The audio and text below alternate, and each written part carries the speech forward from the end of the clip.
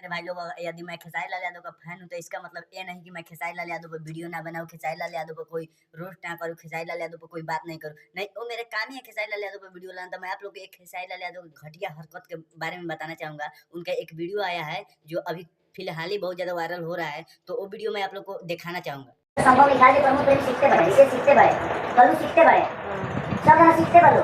समझ से गिरना हुए घाट 5 लाख के औकात लेके 35 लाख से ऊपर का सिनेमा का देना मिलल और वो टीवी पर रिमोट पा गए लोग। भोजपुरी के सबसे तगड़ा ब्यास पावर स्टार पवन सिंह का ये वीडियो है। ये वीडियो देखकर ना आपका सर खजुआने लगेगा। आप बोले ये क्या कर दिए पवन सिंह, अपनी इज्जत पे खुद ही लात मार दिए। जरा आप लोग ये वीडियो देख लीजिए। कोई कलाकार शो कर रहा है, आपसे मिलने आऊं मैं, मिलने आऊं मैं, इधर भी करनी है, ठीक है?